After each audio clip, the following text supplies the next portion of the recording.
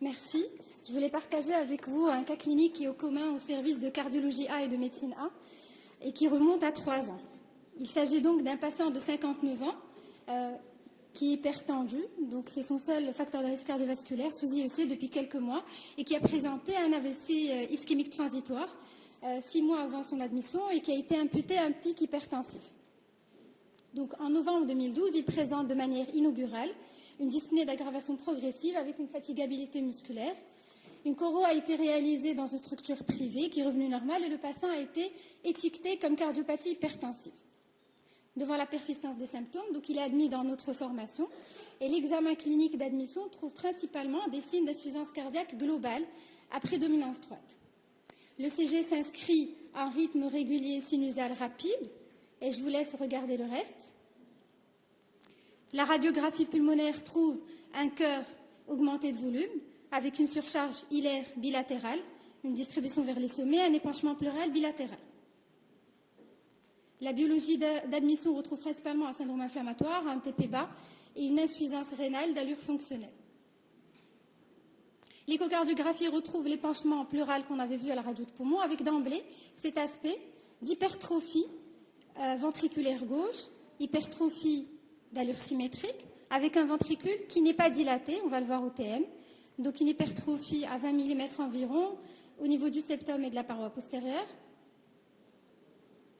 avec, donc on retrouve sur la coupe petit axe, sur la coupe donc parasternale, 4 cavités, cet aspect de dysfonction biventriculaire, avec un aspect sur le flux mitral de pression de remplissage élevée, une petite fuite mitrale, une ITV sous-aortique, on le devine, effondrée, qui est à 6, dilatation biauriculaire, vous l'aviez remarqué, un Simpson qui estime la fraction d'éjection autour de 30%, une dysfonction également ventriculaire droite avec un TAPS effondré, un Esprime qui est à 7, et puis, donc, on s'est passé un petit peu vite, des pressions artérielles pulmonaires systoliques estimées à plus de 60 sur le flux de l'insuffisance tricuspide avec une veine cave qui est dilatée et peu compliante.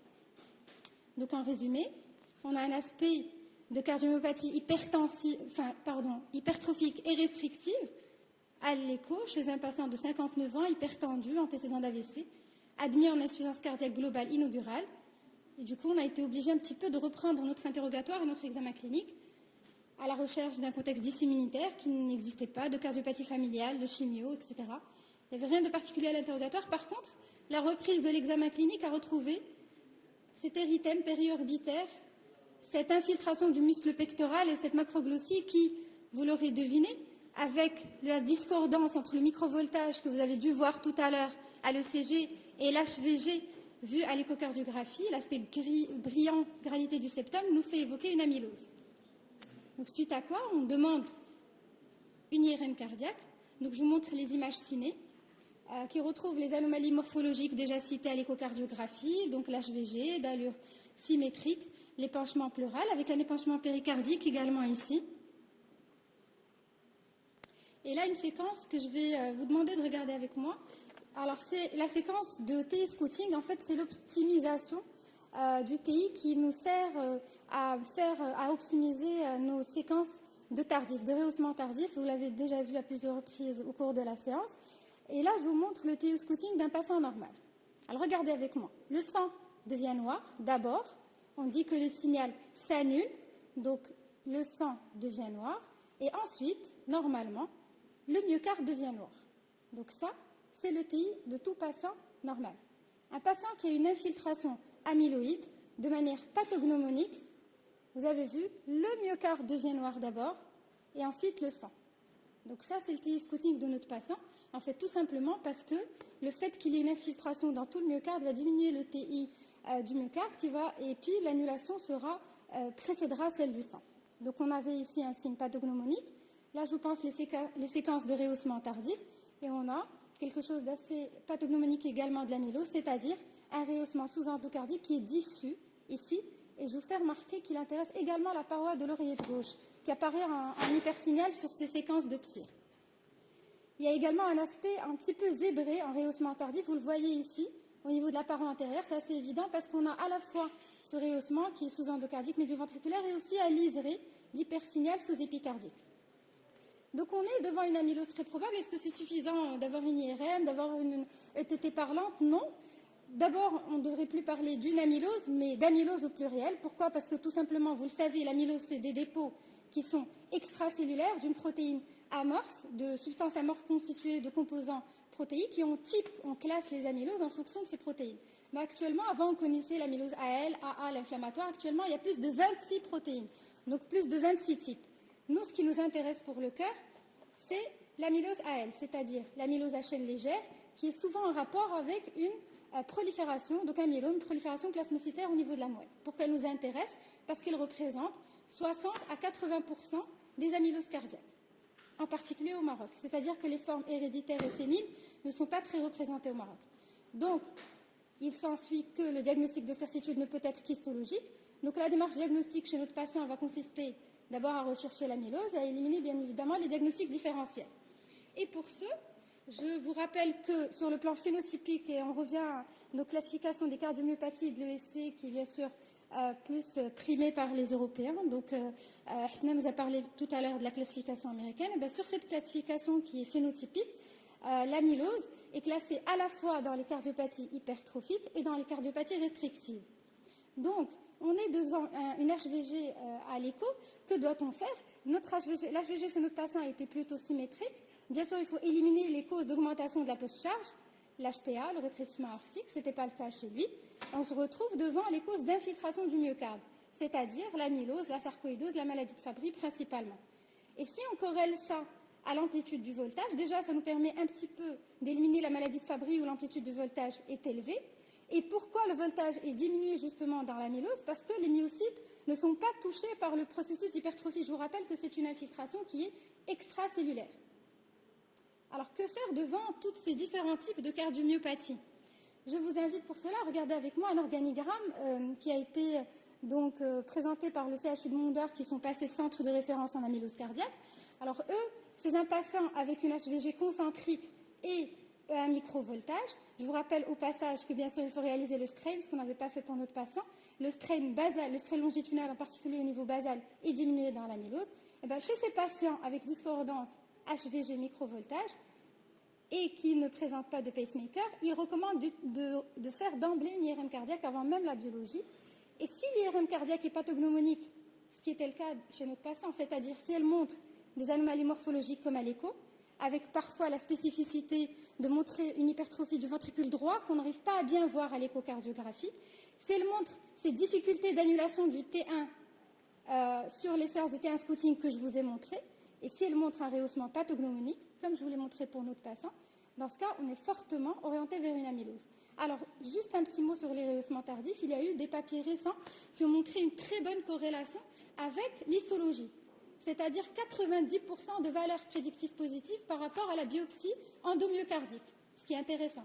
Une deuxième petite remarque, c'est un papier récent qui est paru dans le JACC, le rehaussement tardif permet de retrouver des cas d'amylose chez un patient sur deux chez lesquels on serait passé à côté à l'échocardiographie.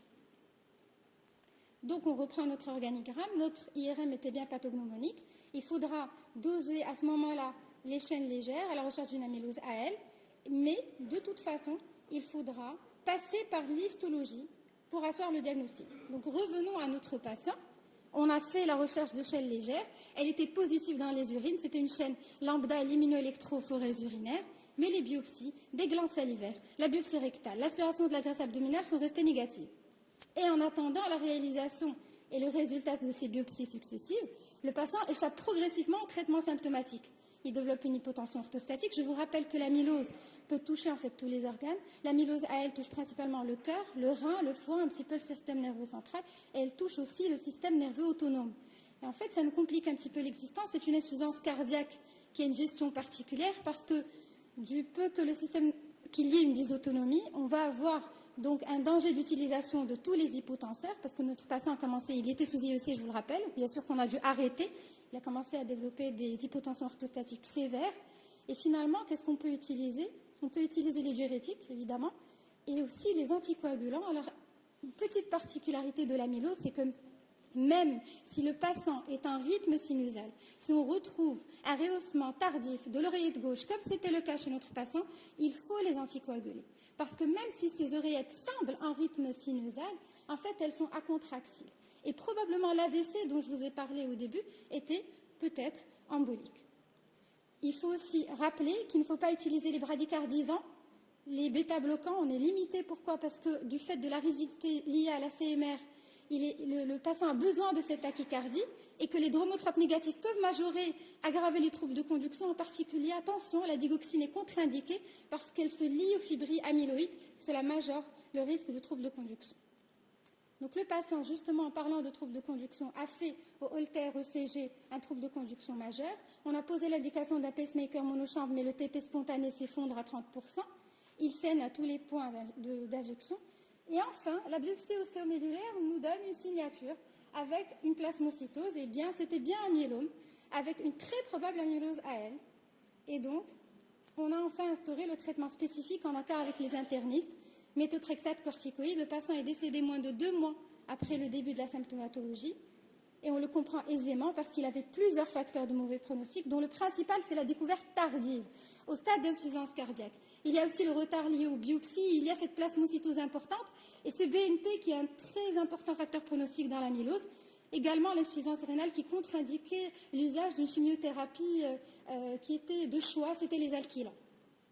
En conclusion, certes, l'amylose, c'est une maladie rare, mais c'est probablement une maladie sous-estimée. Il faudra qu'on y pense. Il faudra qu'on y pense devant une insuffisance cardiaque à fonction systolique préservée, avec des signes d'insuffisance cardiaque, devant les patients hypertendus, cette CMH, avec cette insuffisance cardiaque. Le pronostic spontané est effroyable, et c'est pour ça que nous, cardiologues, nous avons un rôle indéniable à gérer. Il faut rappeler qu'en France, actuellement, les amyloses cardiaques sont détectées à 80% par les cardiologues.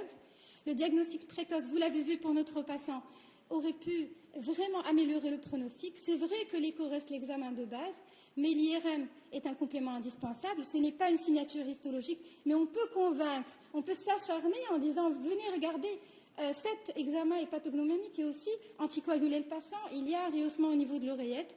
Je vous rappelle aussi les particularités dans la gestion de l'insuffisance cardiaque. Et bien sûr, ces patients sont gérés à la fois par les internistes, les hématos, les anapathes et les cardiologues. L'approche multidisciplinaire est toujours de mise. Je vous remercie.